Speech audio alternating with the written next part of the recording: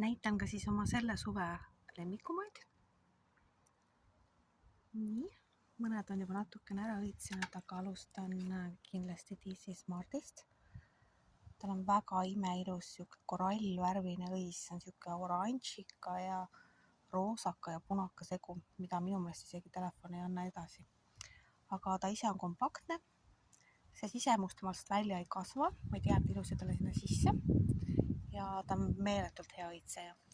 Siis üks, kes mind väga üllatas, on siuke tohutu suure õiega, on Double Apricot, samamoodi mitmekordne, väga suured aprikoosi värviõied.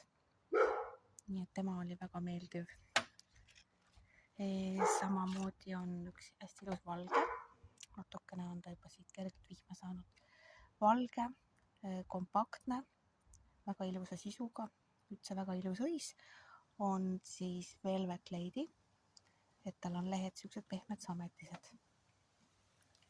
Ja minu üks kindel lemmik on loomulikult ka prantsuse taim, on siis DC Chechedor, et tema on siis näitan Double Apricoti, sest see on praegu nii ilusate õitega. Õied on sellised suured ja väga ilusad aprikoosi oranžid.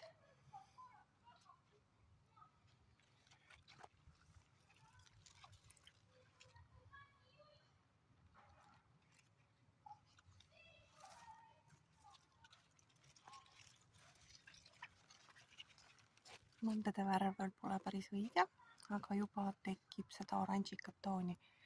Siit on näha õite otsast hakkab moodustuma selline oranžikam, mis siis läheb siia keskele välja. Minu enda lemmik on nüüd tõesti see on väga ilus.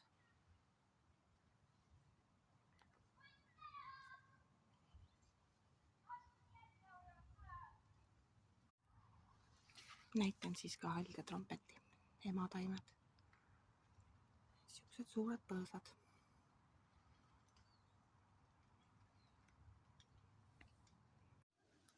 Näitan nüüd kahte sorti, DC Smart ja tema kõrval on DC Friandise.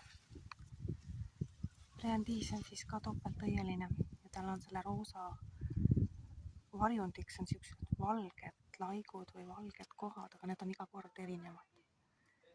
Näeb väga efektne välja. Tegelikkuses on ta palju tumedam roosa minu meelest, kui ta videos jääb.